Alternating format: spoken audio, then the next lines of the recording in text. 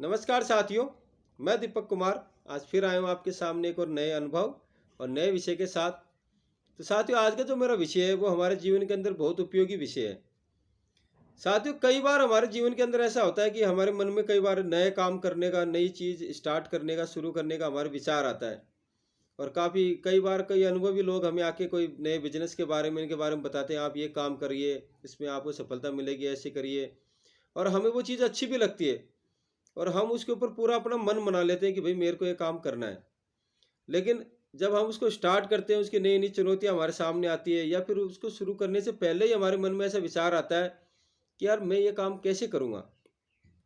तो साथियों, पहली बात तो ये कि भगवान ने अगर वो विचार हमारे मन में डाला है या किसी व्यक्ति को हमारे पास पहुंचाया है और वो हमें ये सारी चीज़ें बता रहा है, मतलब भगवान ने जब हमें विचार हमें हम तक पहुंचाया है, तो वो उसको करने की ताकत भी हमें देगा और वो कैसे करना है वो भी हमें बताएंगे।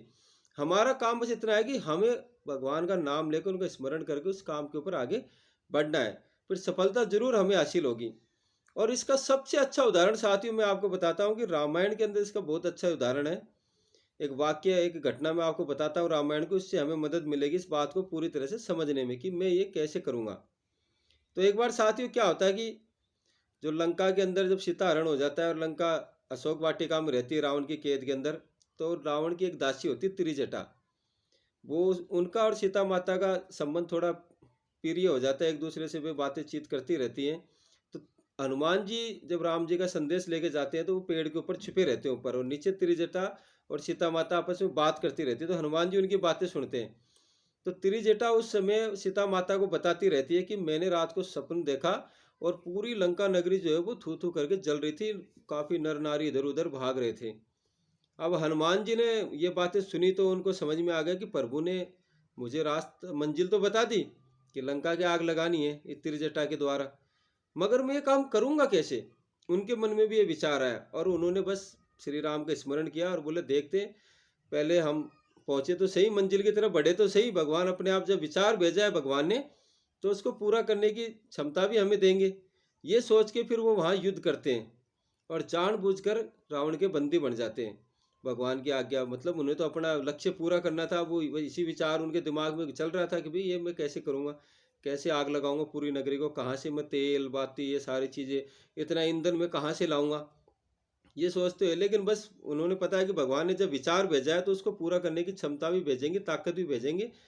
तो ये सोच कर जब वो उनको कैद कर लेते हैं, कैद करके ले जाते हैं, तो काफ़ी लोग अपने अपनी राय देते हैं। तो विभीषण की कहते हैं कि भाई आप दूध को मार नहीं सकते, आप दूध के अंग भंग कर सकते हो। तो रावण की बात अच्छी लगती है और रावण क्या करता है कि भाई इसकी पूंछ में आग लगाने का आदेश दे देता है, क्योंकि सबको पता है कि बंदर को पूंछ सबसे प्यारी होती है। ये सोच के वो अब हनुमान जी का दिमाग काम करना शुरू कर देता है कि भाई प्रभु ने पूरा साधन पूरा जुगाड़ कर दिया मेरा।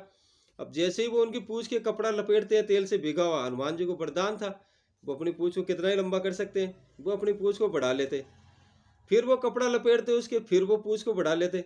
ऐसे करते करते उन्होंने पूरी लंका नगरी के अंदर अपनी पूंछ को फैला दिया और उन्होंने पूरी पूंछ के कपड़ा लपेट दिया तेल का लगा, और फिर जब आग लगाई तो वो आग पूरी लंका के अंदर घूमती हुई आई। तो ऐसे करके वो पूरी लंका जल गई। तो साथियों, जब हमारे पास किसी नई चीज को करने के लिए विचार आता है, तो यकीन मानिए कि भगवान ने जब विचार भेजा है मन के अंदर, तो उसको सफल करने का रास्ता भी जरूर भेजेंगे। हमारा काम इतना है कि भगवान के ऊपर विश्वास करके हमें उस राह के ऊपर चलना है, हमें सफलता जरूर मिलेगी। बड़े बड़े लोग जितने भी बने उनके सामने भी यही रास्ता था। धीरू भाई अंबानी, टाटा, बिरला, इन सब की आप जब कहानी देखोगे, इनकी शुरुआत देखोगे, तो उन्होंने कभी नहीं सोचा था कि मैं इतना बड़ा हो जाऊंगा, ऐसे करूंगा। लेकिन वो उन्होंने बस शुरुआत करी जब भगवान ने उनके मन में विचार डाला। धीरू भाई अंबानी का उदाहरण हमारे सामने है कि वो जब मुंबई के अंदर पेट्रोल पंप के ऊपर तेल डालते थे तो उनके मन में विचार आया कि भाई मेरे को भी शेयर मार्केटिंग में काम करना है।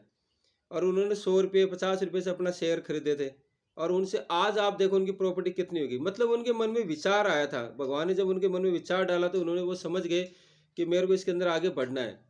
तो इसलिए साथियों, जब भी किसी भी काम के लिए हमारे मन में विचार आए और हम उसको करने में सक्षम हैं, हम उसके ऊपर चल सकते हैं, तो हमें उस राह के ऊपर जरूर चलना चाहिए भगवान का स्मरण करते हुए।